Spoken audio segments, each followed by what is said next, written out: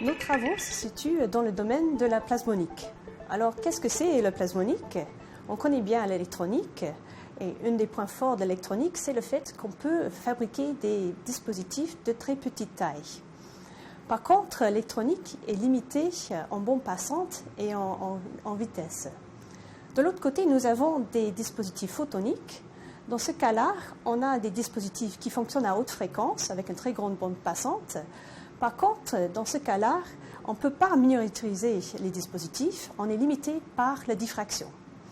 Donc l'idée avec le plasmonique, c'est de fabriquer des dispositifs qui fonctionnent ni avec des électrons ni avec des photons, mais avec des plasmons de surface et de réaliser des dispositifs de très petite taille, mais qui fonctionnent à haute fréquence.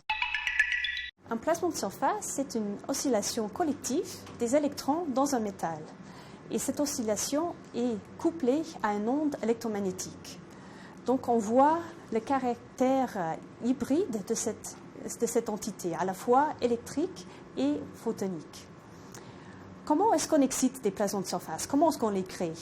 Donc habituellement, on les excite optiquement, c'est-à-dire avec la lumière, mais la spécificité de notre groupe, c'est qu'on utilise un STM, un microscope à effet tunnel, pour exciter des plasmons de surface.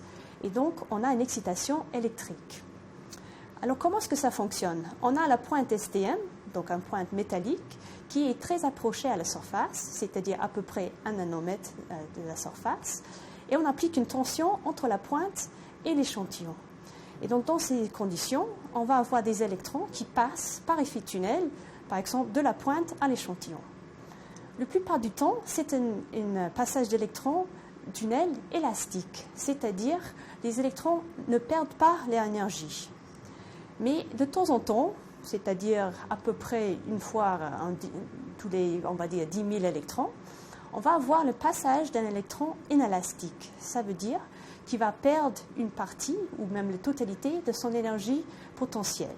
Et cette énergie perdue dans la jonction peut ensuite être utilisée pour exciter des plasmons de surface. Parce qu'on excite avec la pointe d'un STM, on a une excitation très locale. On peut dire que la taille de notre nanosource de plasmon est de l'ordre de 10 nanomètres. Si on compare, par exemple, aux techniques habituelles avec de la lumière, dans ces cas-là, on est limité par la diffraction. Donc, on a une taille de source de l'ordre de quelques centaines de nanomètres. Un autre avantage, c'est le fait qu'on peut facilement déplacer notre nanosource sur l'échantillon grâce aux cristaux piézoélectriques de notre STM. Donc ça veut dire qu'on peut exciter les plasmons ici ou là et facilement on peut changer l'endroit de l'excitation. Je vais vous parler d'un cas où on a créé un nanosource directionnelle de photons. Comment on a fait ça? Donc on a pris notre pointe STM et une particule triangulaire métallique sur un substrat transparent.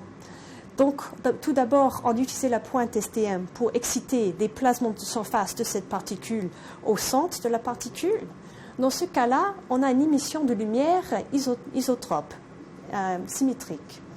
Par contre, si on déplace notre point d'excitation au sommet de notre particule triangulaire, dans ce cas-là, on a une émission directionnelle. Et la façon dans laquelle on peut comprendre ça, c'est que dans le premier cas, quand on est au centre de la particule, on excite surtout un mode vertical de la particule. Et dans ce cas-là, on a une émission symétrique. Si par contre, on déplace notre excitation, dans ce cas, on a une excitation à la fois verticale et horizontale. Donc on excite ces deux modes de la particule. Et quand on combine ces deux excitations, on arrive à une émission directionnelle.